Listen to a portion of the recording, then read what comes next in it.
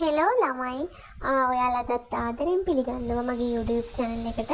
අපි අද බලමු McDonald's එකේ විදියට අල චිප්ස් හදාගන්නේ කොහොමද කියලා. හරිම ලේසියි රසකාරී විදිහ පුංචි බබාලටත් දෙන්න පුළුවන්. මමත් අද පුංචි බබෙකුට දෙන්න මම ඒකින්ද මිරිස් ඇඩ් කරේ නැහැ. අපි බලමුකෝ හදාගන්න විදිය. තරමක් ලොකු ප්‍රමාණයේ අල ගෙඩි මම ගත්තා ගෙඩි දෙකක් විතර. සෝදලා පොතු ඇරලා මධ්‍යම ප්‍රමාණයේ තීරු වලට මෙන්න මේ විදිහට කපා ගන්න. හොඳට කපාගෙන හොඳට සෝදලා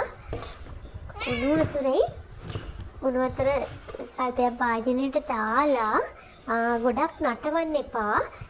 විනාඩි 5ක් 10ක් වගේ තඹ ගන්න මේ අල ටික.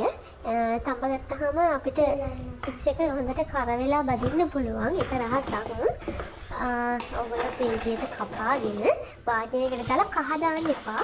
ලුණු කුඩු විතරක් දාලා උණු වතුරෙන් මේ අල ටික හොඳට තඹ ගන්න. හොඳට කියන්නේ කැඩෙන්නේ නැති වෙන්න මධ්‍යම ප්‍රමාණයේ ගින්දර දාලා තඹ ගන්න.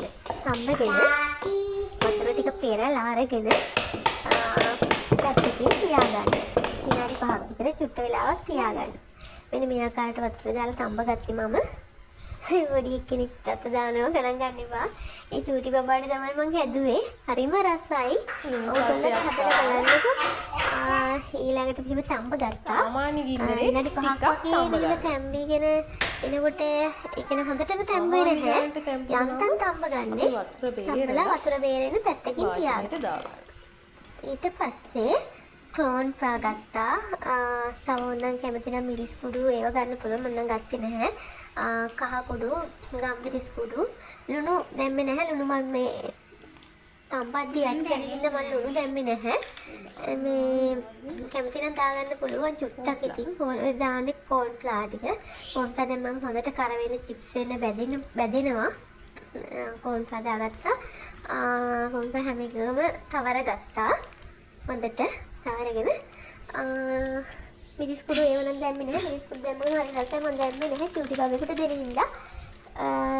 තේ චාච්චක් ලිපේ තියලා තේ සල්පයක් ගොඩක් නෙවෙයි ටිකක් වගේ.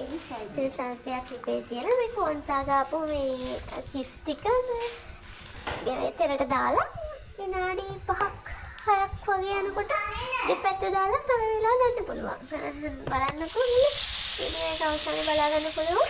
ඊට පස්සේ මේ විනාඩි 5කට පස්සේ සෝස් වර්ගයක් එක කන්න පුළුවන්. හදලා බලන්නකෝ. කඩේ වසවිස කන්න ඕනේ නැහැ. ගෙදරම හදාගෙන කන්න පුළුවන්.